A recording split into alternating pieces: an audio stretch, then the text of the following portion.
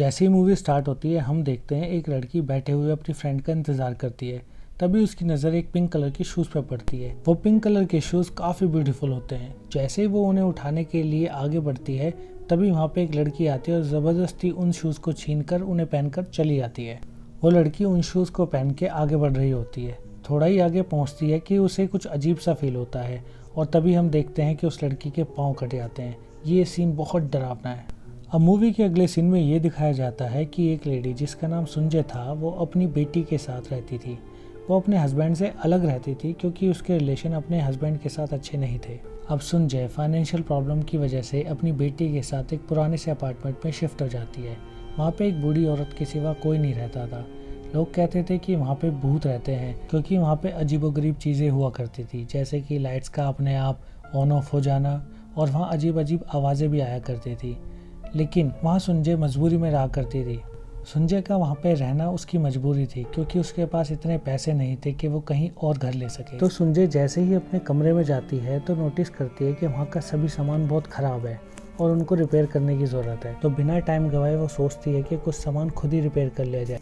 तो जैसे ही वो एक ट्यूबलाइट को रिपेयर करना स्टार्ट करती है अचानक से उसमें ब्लास्ट हो जाता है और उसमें से एक चिंगारी आकर उसकी आंख में गिर जाती है। इसके बाद सुंजय अपनी दोस्त के पास जाती है जो कि एक डॉक्टर थी और हमें पता चलता है कि सुंजय भी एक डॉक्टर है, लेकिन उसका क्लिनिक अभी अंडर कंस्ट्रक्शन था, यानी उसका क्लिनिक अभी बन रहा था। अब हम देखते हैं कि सुंजय घर जाने के लिए मेट्रो स्टेशन पर ट्रेन का वेट कर रही होती है। तभी उसकी नज़र उन पिंक शूज़ पे पड़ती है जो कि देखने में बहुत ब्यूटीफुल थे। वो इधर उधर देखती है कि कहीं उनका मालिक आसपास तो नहीं है ताकि वो उनको वापस कर सके, लेकिन वहाँ पे कोई नहीं होता है। तो वो उन शूज़ को उठाकर अपने घर ले आती है। अब सुंजय घर आकर जब उन शूज़ को पहनती है तो उसको कुछ अजीब सा फील होने लगता है। वो कुछ विज़न देखने लगती है। वो देखती है कि एक लड़की उन शूज़ को पहन के डांस कर रही है और उसका डांस बहुत अच्छा था। तभी हम देखते हैं कि साइड में खड़ी हुई लड़की उसको देखकर जेलस कर रही होती है। सुंजय सोचती है कि वो थकी हुई है, शायद इसलिए उसको ऐसे विजन्स आ रहे हैं और वो इस बात को इग्नोर कर देती है। तभी उसकी बेटी वहाँ पे आ जाती है और बोलती है कि मम्मी मुझे भी ये शूज़ ट्राई करने दो, ये कितने प्यारे हैं। लेकिन उसकी माँ उसको मना कर देती है, बोलती है नहीं, बिल्कुल भी नहीं। अब अगले दिन सुंजय अपनी बेटी को स्कूल छोड़ने के बाद उस जगह पे जाती है जहाँ पे उसका क्लिनिक बन रहा होता है। वहाँ पे उसे एक लड़का मिलता है जो कि उसके कंस्ट्रक्शन का सारा काम देखता था। सुंजय उस लड़के से बोलती है कि तुम सारा दिन यहाँ काम करते हो, आज रात तुम हमारे यहाँ डिनर पे आओ। तभी दूसरी तरफ सुंजय की बेटी घर पे अपनी माँ के एब्सेंस में उन शूज़ को ट्राई करती है। वो शूज़ काफ़ी बड़े थे, लेकिन यहाँ पे एक अजीब बात ये देखने को मिलती है कि वो शूज़ एकदम उसके साइज़ के हो जाते हैं। अब हम देखते हैं सुंजय के घर वो आदमी रात को डिनर के लिए आता है। डिनर के दौरान सुंजय की बेटी उस आदमी को देख के काफ़ी नाराज़ होती है। वो बोलती है कि कौन है ये आदमी, आप मेरे पापा के साथ क्यों नहीं रहती हैं, क्या प्रॉब्लम है आपको उनसे। ये सुनकर सुंजय को गुस्सा आ जाता है और वो उसे वहाँ से जाने के लिए कहती है। इसके बाद सुंजय उस लड़के को बताती है कि वो अपने हस्बैंड से सेपरेट हो चुकी है। इसी दौरान उस लड़के की नज़र उन पिंक शूज़ पे पड़ती है। लड़का होने के बावजूद भी वो शूज़ उसको काफ़ी अट्रैक्ट करते हैं। अब सुंजय को नींद में भी वो विजन्स आने लगे थे। वो सपने में एक कपल देखती है जिसने ब्राइडल यूनिफॉर्म पहना था और वो कभी सपने में अपनी बेटी को देखती है जो कि एक बिल्डिंग से जंप लगा रही होती है और जैसे ही वो उसे रोकने के लिए पकड़ती है तुरंत ही उसके पैर कट जाते हैं। इन सब चीज़ों को देख के सुंजय बहुत परेशान हो जाती है। अब सुंजय को इस बात का यकीन हो जाता है कि इन शूज़ से कुछ ना कुछ चीज़ जुड़ी हुई है और जब भी उसकी बेटी उन शूज़ को ट्राई करती तभी सुंजय उसको मना कर देती थी। अब हम सुंजय की एक लेडी फ्रेंड को देखते हैं जो कि एक डॉक्टर थी और अब वो उसके घर आती है। तभी उसके दोस्त की नज़र उन जूतों पे पड़ती है। उन जूतों को देख के वो मोहित हो जाती है और सुंजय की नज़र बचते ही वो उन जूतों को चुराकर भाग जाती है। न जाने उन जूतों में ऐसा क्या था कि एक फ्रेंड दूसरे फ्रेंड की चीज़ें चुराने पे मजबूर हो गई। वो उन जूतों को चुराकर जा ही रही होती है कि तभी अचानक उसे ऐसा फील होता है कि कोई उसका पीछा कर रहा है। तभी पीछे से कोई बहुत ज़ोर से उसका चेहरा पकड़ता है और उसकी आंखें बाहर निकाल देता है। फिर वो उसको उठाकर बहुत ज़ोर से फेंक देता है जिससे वो एक शीशे में लग जाती है। शीशे में लगने के कारण उसकी मौत हो जाती है और उन पिंक शूज़ की वजह से उसकी टांगें भी कट जाती हैं। फिर हम देखते हैं कि वो पिंक शूज़ अचानक से गायब हो जाते हैं। जब पुलिस को इस बात का पता चलता है तो वो उसकी बॉडी को उठाकर ले आते हैं इन्वेस्टिगेशन के लिए और वो उसकी फ्रेंड सुंजय से भी पूछताछ करते हैं क्योंकि आखिरी बार वो अपनी फ्रेंड सुंजय के घर गई थी। पुलिस अभी भी इसे मर्डर केस ही समझ रही थी। जब सुंजय वहाँ जाकर देखती है तो वहाँ पे कुछ पिक्चर्स होती हैं जिन्हें देख के उसे पता चलता है कि सेम इसी तरीके से और भी लड़कियों की जान जा चुकी है। उसे कुछ समझ नहीं आता कि ये क्या हो रहा है और वो घबराते हुए अपने घर आ जाती है।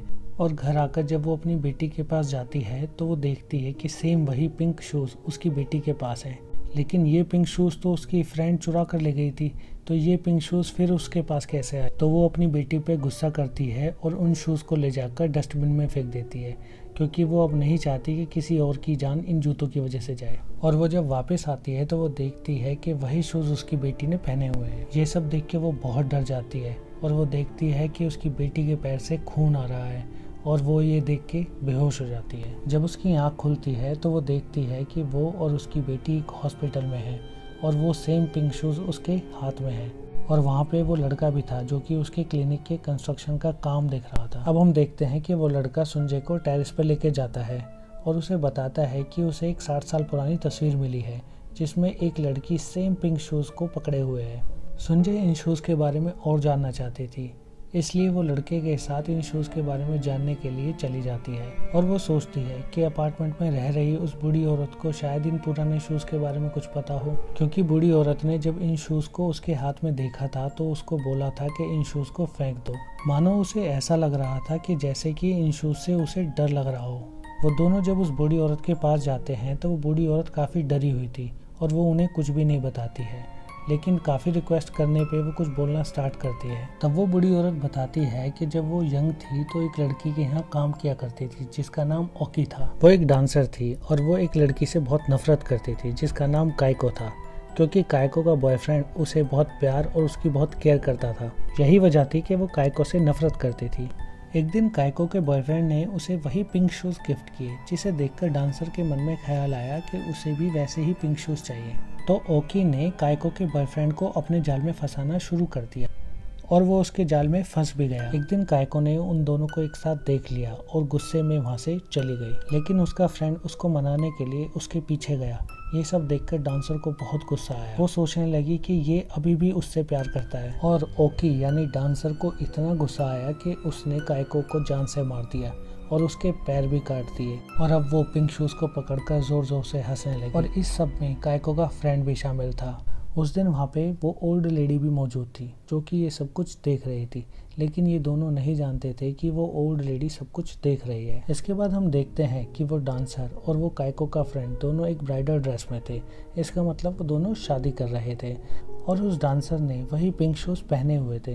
तभी हम देखते हैं कि काइको की सोल यानी उसकी रूह वहाँ पे आ जाती है और दोनों को जान से मार देती है। और अब वो यही करना चाहती थी कि जो भी उसके पिंक शूज़ को हाथ लगाएगा वो उसको जिंदा नहीं छोड़ेगी। संजय अब काफ़ी डर जाती है और वो काइको की बॉडी ढूंढने लगती है और जब उसे काइको की बॉडी मिल जाती है तो वो उन पिंक शूज़ को उसकी बॉडी के साथ कॉफिन में रख देती है।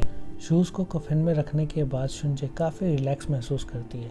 वो सोचती है कि अब तो काइको उसको परेशान नहीं करेगी क्योंकि उसने उसके शूज़ वापस कर दिए हैं। अब हम देखते हैं कि संजय उसी लड़के से प्यार करने लगी है जो कि उसके क्लिनिक के कंस्ट्रक्शन का काम देख रहा था। अब संजय उस लड़के से मिलने उसके पास जाती है तो उसे पता चलता है कि वो लड़का उससे नफरत करने लगा है क्योंकि अब वो सब कुछ सच जान चुका होता है और ये सच उसकी बेटी ने ही उसे बताया था कि संजय की कभी सेपरेशन हुई नहीं उसके हस्बैंड से, बल्कि उसने अपने हस्बैंड को मारा है। ये सब सुनकर वो गुस्से से आग बबूला हो जाती है और इतनी बेकाबू हो जाती है कि वो अपनी बेटी को मारने के लिए उतारू हो जाती है और वो करती भी ऐसा ही है।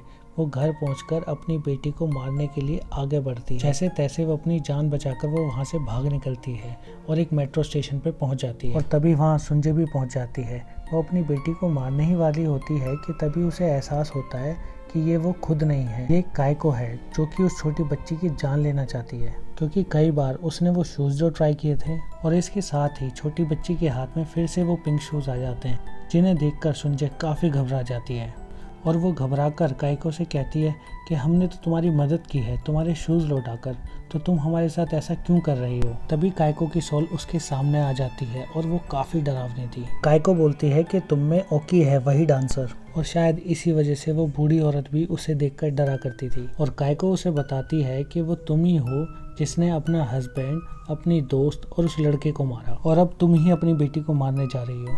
यानी वो काइको नहीं ओकी थी, वही डांसर। और अब उसकी जेलसी इतनी बढ़ गई थी कि वो लोगों को मारने पर उतर आई थी। इसी के साथ मूवी एंड हो जाती है। Thank you for watching.